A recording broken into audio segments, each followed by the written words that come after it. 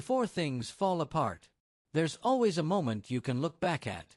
A moment you can point at and say, "This was the beginning." For Adana, that moment wasn't a slap, or a shout, or even a threat. It was a question, a simple question, delivered in the calmest voice. "Why didn't you pick my call?" A gentle tone, with something sharp hiding underneath. The kind of question that makes your stomach pause, even when your mind says, "It's nothing." This is how red flags begin. Quiet, soft, almost invisible, until they're not. Before the red flags, there was warmth. Adana and Chijioke were the couple everyone admired. He was charming, articulate, always composed. She was soft-spoken, kind, creative, a school teacher with a calming energy. Their marriage looked like the kind of Nigerian love story everyone prays for. Stable, respectful, beautiful. But the thing about red flags is that they don't show themselves immediately.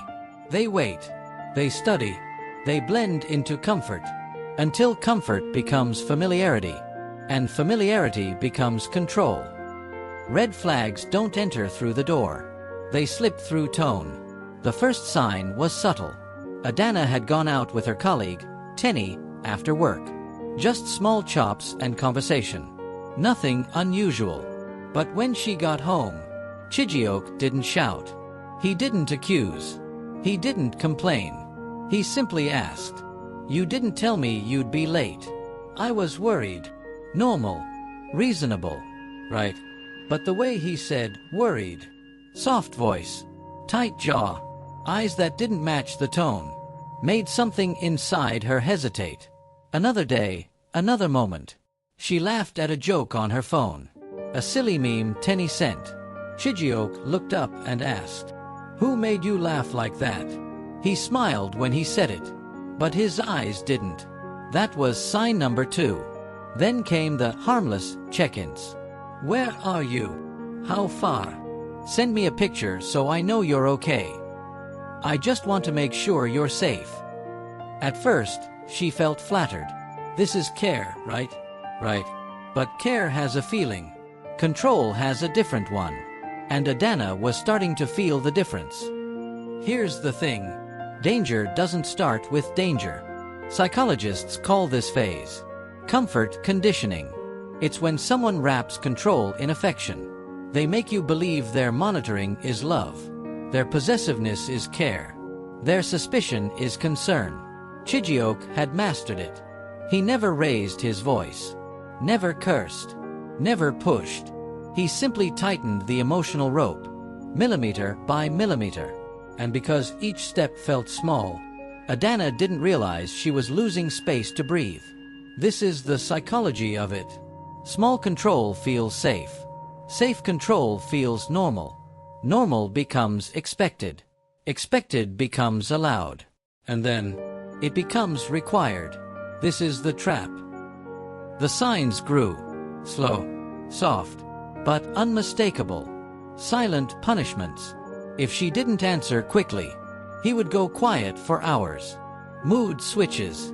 If she went somewhere he didn't expect, his entire demeanor changed. Monitoring. He installed a location-sharing app. Just for emergencies, he said. Isolation. He began making subtle comments like, "Your friends don't really get you. I'm the only one who understands how your mind works."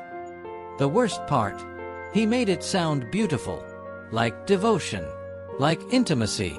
But intimacy without freedom is possession. The turning point wasn't dramatic. It was a Sunday evening. Adana had left her phone on silent during choir rehearsal. When she picked it up, she saw 13 missed calls from Chijioke. Her heart dropped.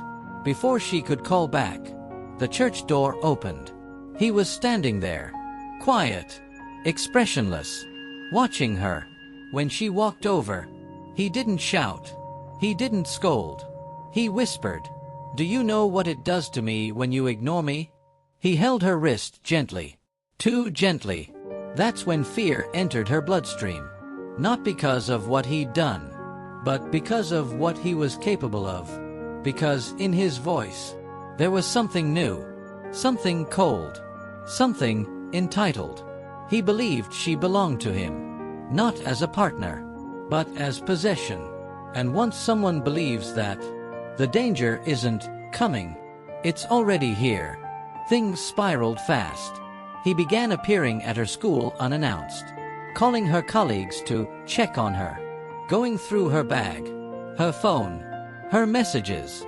Every time she pushed back, he repeated the same line. "I'm only doing this because I love you." This is the darkest part of red flag psychology.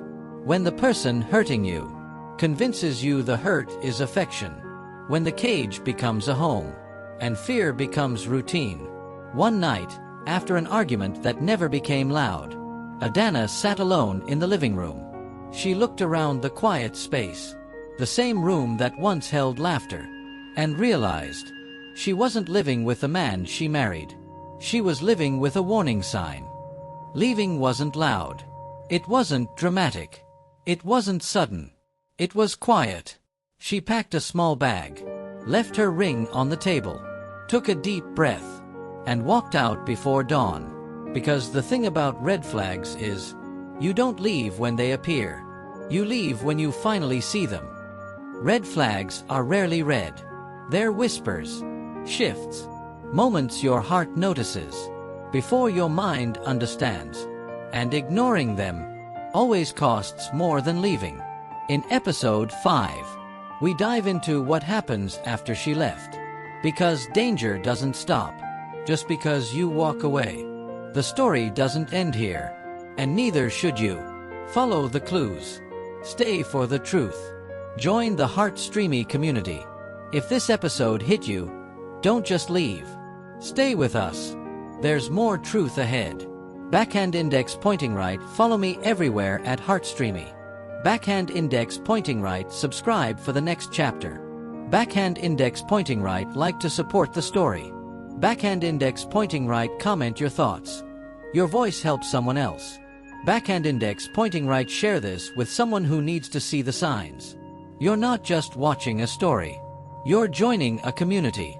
And the next episode starts with you. Your support keeps these stories alive.